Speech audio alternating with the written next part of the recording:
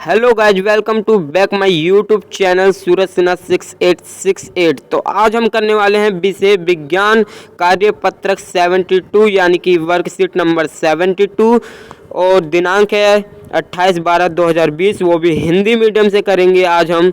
तो आइए सबसे पहले हम इसको पढ़ेंगे। देख लीजिए, आज का टॉपिक है कचरा प्रबंधन, जो कि साइड में कचरे का चित्र भी दिया हुआ है और इसके साथ साथ हम इसके क्वेश्चन को भी हल करेंगे। तो 5 प्रश्न है और इन 5 प्रश्नों को भी हम लास्ट में पहले पढ़ने के बाद हल करेंगे। तो आइए सबसे पहले इसको हम पढ़ लेते हैं। तो देखिए, कचरा प्रबंधन। दैनिक जीवन में हमारे क्रियाकलापों से बहुत सा कचरा उत्पन्न होता। हमारे जीवन शैली में सुधार के साथ कचरे की मात्रा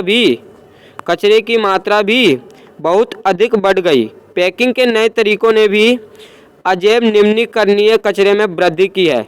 देखिए, पैकिंग का जो नया तरीका है उसने अजैव निम्नीकरणीय कचरे में वृद्धि की है। ठीक है, अब हम लोग जान लेते हैं कचरे में निम्न पदार्थ होते हैं।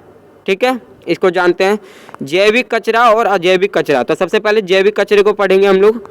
जैविक कचरा वो पदार्थ जो सूक्ष्म जीवों द्वारा सरल पदार्थों में बदल जाते हैं, जैविक पदार्थ या कचरा कहलाते हैं। ठीक है, एक बार और पढ़ते हैं। जैविक कचरा वो पदार्थ जो सूक्ष्म जीवों द्वारा सरल पदार्थों में बदल जाते हैं, जैविक पदार्थ या कचरा कहलाते हैं। उदाहरण दे रखा है, फलों तथा सब्जियों के छिलके, कागज, गोबर आदि जैविक कचरा है। अजैविक कचरा वो पदार्थ जो सूक्ष्म जीवों द्वारा सरल पदार्थों में नहीं बदले जा सकते हैं, अजैविक पदार्थ या कचरा कहलाते हैं। उदाहरण भी दिया हुआ है, प्लास्टिक, पॉलीथीन आदि। तो आइए, हमने जान लिया कि कचरा दो प्रकार का होता है, अजैविक और अजैविक। अब जानते हैं कचरा प्रबंधन, यानी कि कचरा को किस तरीके से हम लोग प्रबंध कर सकते हैं। तो कचरा प्रबंधन के 2 तरीके हैं, एक तो बायोगैस प्लांट द्वारा और एक सीवेज ट्रीटमेंट प्लांट द्वारा। तो सबसे पहले हम लोग बायोगैस प्लांट को पढ़ लेते हैं। इसमें जैविक कचरे का उपयोग करके बायोगैस तथा खाद बनाई जाती है।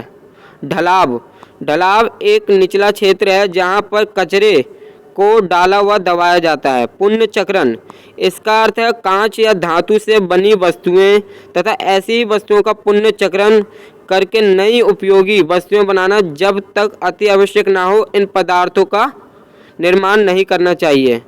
ठीक है, पुनर्चक्रण समझ में आ गया। एक बार वो पढ़ते हैं। इसका अर्थ है कांच या धातु से बनी वस्तुएं तथा ऐसी ही वस्तुओं का पुनर्चक्रण करके नई उपयोगी वस्तुएं बनाना। जब तक अति आवश्यक ना हो, इन पदार्थों का निर्माण नहीं करना चाहिए। इनकार मतलब मना करना। इसका अर्थ है ऐसी चीज़ों का उपयोग करने से इनकार जो हमारे पर्यावरण को हानि पहुंचाती है, जैसे प्लास्टिक के थैले के उपयोग को इनकार करना।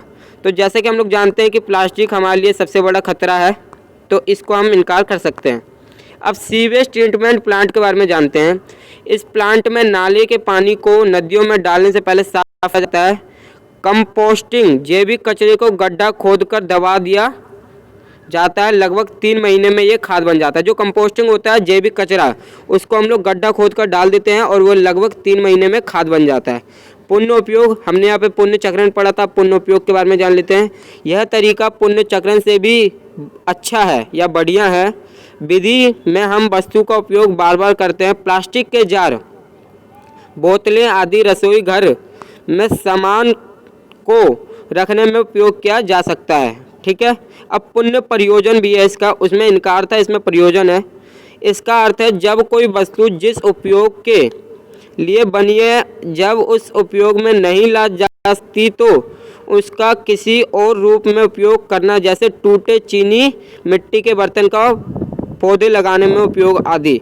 तो हमने इसको पूरा पढ़ लिया। अब हमारे पास प्रश्न है, 5 प्रश्न है। तो सबसे पहला प्रश्न देखेंगे हम लोग, फिर हल करेंगे। आप किस प्रकार से कचरा प्रबंधन में सहायता कर सकते हैं, कोई 2 उपाय लिखें। तो देखिए, हम लोग यहाँ पे लिख सकते हैं पुण्य चक्रण और पुण्य उपयोग। तो आइए हम इसके प्रश्न पर चलते हैं। देखिए, यह हमारा प्रश्न है। प्रश्न पहला, आप किस प्रकार से कचरा प्रबंधन में सहायता कर सकते हैं, कोई 2 उपाय लिखें।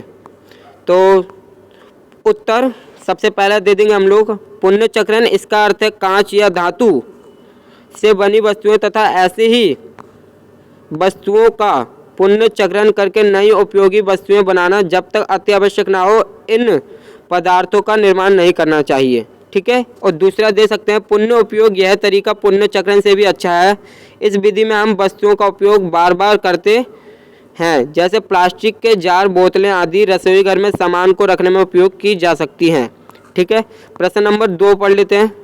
हमारे द्वारा उत्पादित अजैव निम्नीकरणीय कचरे से क्या क्या समस्याएं उत्पन्न होती है? तो उत्तर देख लेते हैं हम इसका। हमारे द्वारा उत्पादित अजैव निम्नीकरणीय कचरे से पर्यावरण प्रदूषित होता है, ये विघटित नहीं होते, अतः उनके निपटान की समस्या भी आती है। यह अनेक समस्याएं उत्पन्न करते हैं, जैसे हम लोग ये भी देख लेते हैं इसके उदाहरण। पहला है परितंत्र के सदस्यों का हास्य करते हैं, और दूसरा लिख सकते हैं जैव आवर्धन निर्मित करके उसको वृद्धि करते हैं, और तीसरा लिख सकते हैं जल, भूमि तथा वायु प्रदूषण फैलाते हैं। ठीक है। प्रश्न नंबर 3, ऐसी 2 वस्तुओं का नाम लिखो जिनका पुण्यचक्रण किया जा सकता है। तो देखिए उत्तर में लिख देंगे हम लोग, कागज, प्लास्टिक तथा धातुओं का हम पुण्यचक्रण कर सकते हैं। प्रश्न 4, सीवेज ट्रीटमेंट प्लांट किस प्रकार उपयोगी है? तो हम इसका उत्तर लिख सकते हैं, सीवेज ट्रीटमेंट प्लांट इस प्रकार से नाले के पानियों को नदियों में डालने से पहले साफ किया जाता है, जिस प्रकार हमारे पास स्वच्छ पानी आता है, और इसी प्रकार सीवेज ट्रीटमेंट प्लांट जरूरी है। ठीक है। 5वां प्रश्न देख लेते हैं। यदि आप प्लास्टिक के थैले को ना कहते हैं तो किस चीज़ से बना थैला उपयोग करोगे और क्यों? तो हम लोग इसको जान लेते हैं। अगर हम प्लास्टिक के थैले को ना करेंगे तो हम जूट का थैला उपयोग करेंगे, क्योंकि प्लास्टिक से कचरा होता है परंतु जूट से नहीं। तो दोस्तों हमने ये जो वर्कशीट नंबर 72 था इसको कंप्लीट कर लिया, इसके प्रश्न भी देख लिए। तो दोस्तों इसको शेयर कीजिए, लाइक कीजिए और हमारे चैनल को सब्सक्राइब करना मत भूलिए। Thank you.